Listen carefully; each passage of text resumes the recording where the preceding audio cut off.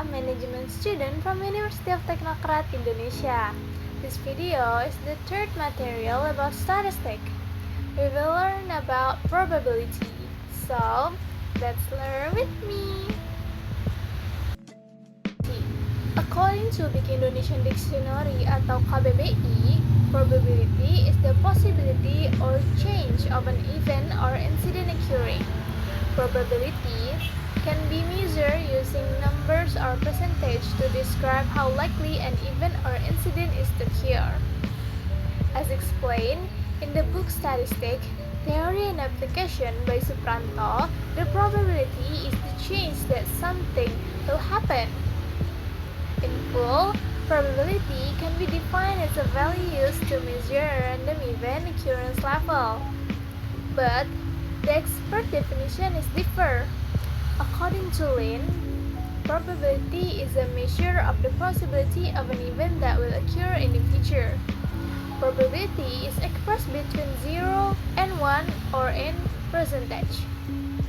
Nah, jadi secara sederhana, probabilitas adalah ukuran kuantitatif dari seberapa besar kemungkinan suatu kejadian akan terjadi. Probabilitas dilambangkan dengan angka antara 0 dan 1.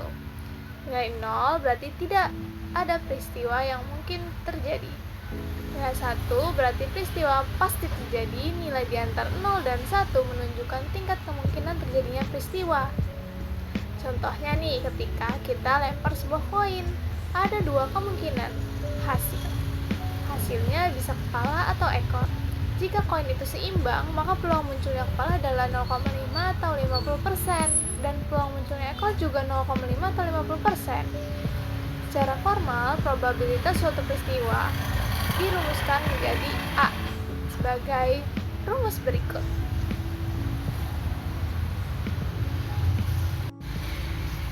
Berikut contoh soalnya. Seseorang melempar dadu dan ingin mendapatkan angka 6. Berapa peluang untuk mendapatkan angka tersebut?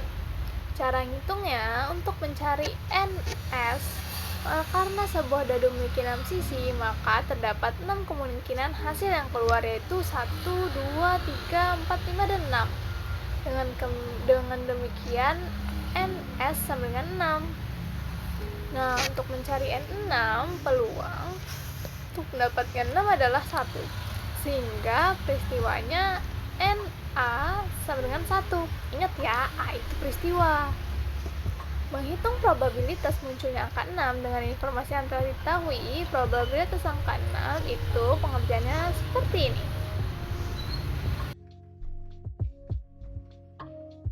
Nah, ini nih jawabannya dengan rumus PA sama dengan NA per NS. Ingat ya, A itu jumlah peristiwa yang diinginkan. Nah, jadi itu dimasukin angka 6-nya. Nah, terus ketemu tuh 1 per 6 sama dengan 0,167. Jadi, probabilitas terjadinya itu sebesar 1,67.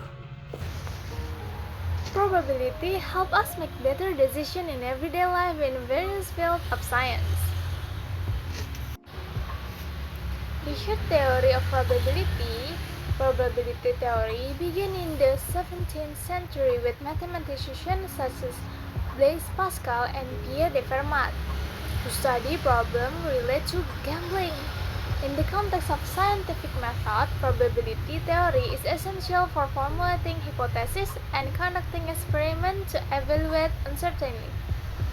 Probability is known as the theory of probability. The theory of probability was initially inspired by the problem of gambling. In line with the development of science, the combination of probability mathematics with data collected by country in various corners of the world has finally given to new science, namely statistics. The birth of various probability theory based on this pleasure has great influence to development of statistics itself. The use of probability theory in the business sector has been known to business people for a long time ago. Next, kita masuk ke konsep probabilitas. Nah, yang pertama ada ruang sampel atau sample space. Ini adalah kumpulan semua kemungkinan hasil yang dapat terjadi dari sebuah percobaan. Dalam notasi matematika, ruang sampel biasanya dilambangkan dengan S. Sebagai contoh, jika kita melempar sebuah dadu, ruang sampelnya adalah S sama dengan 1, 2, 3, 4, 5, 6. Ruang sampel mencakup semua hasil yang mungkin tanpa terkecuali. Yang kedua ada percobaan dan peristiwa atau kejadian. Percobaan atau eksperimen berkaitan dengan hal yang direncanakan untuk dikerjakan. Hasil dari percobaan disebut kejadian atau event. Misalkan, kita merencanakan untuk melempar sekeping mata uang logam dan kemudian akan diamati sisi uang yang muncul. Nah, dalam hal ini adalah percobaan kita adalah tindakan melempar uang, sedangkan kejadiannya adalah munculnya sisi muka atau sisi belakang dari hasil pelemparan mata uang tersebut. Dalam statistika, pengertian ini diperluas dengan memasukkan unsur-unsur kesempatan atau peluang atas terjadinya suatu peristiwa yang didasarkan pada hasil sebuah percobaan yang dilakukan secara berulang-ulang.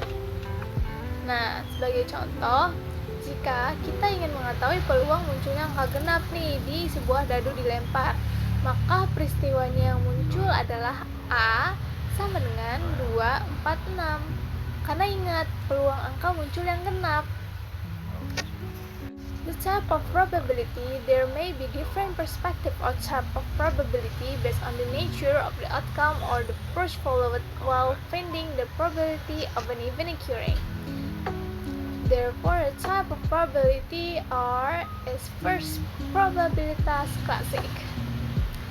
Ini juga biasa disebut priori atau probabilitas teoretis, yakni ukuran kemungkinan hasil suatu peristiwa tertentu yang didasarkan pada pemikiran logis dan tanpa percobaan.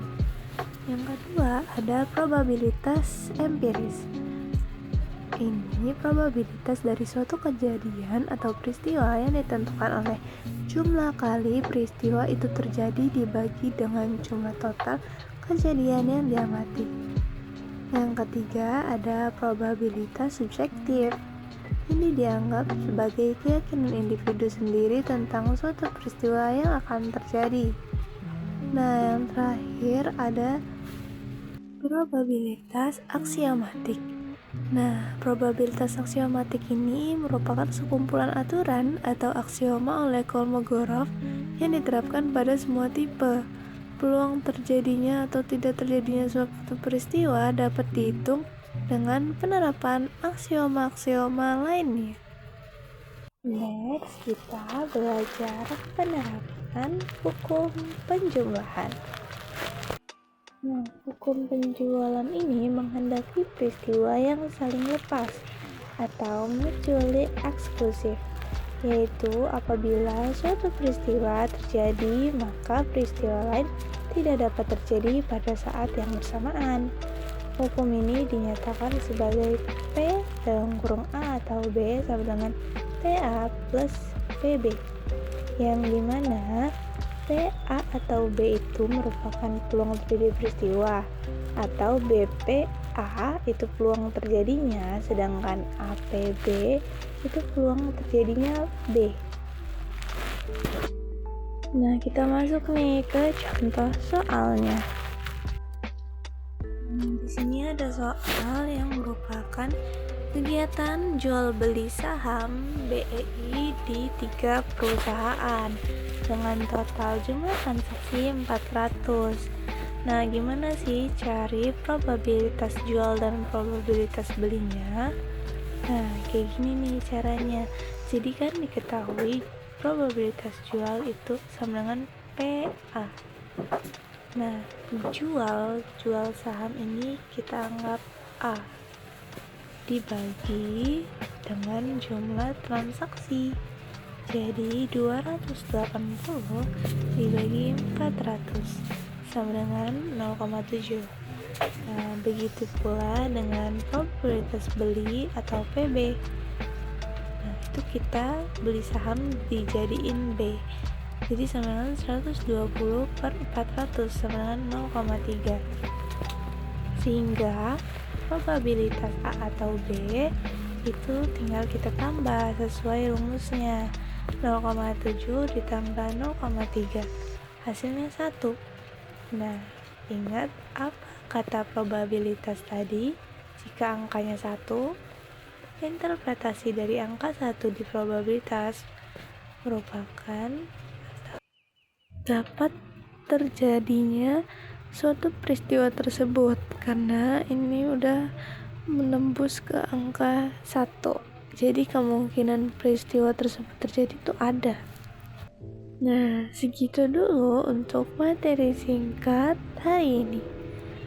Thank you for adding your knowledge with me. See you in the next video.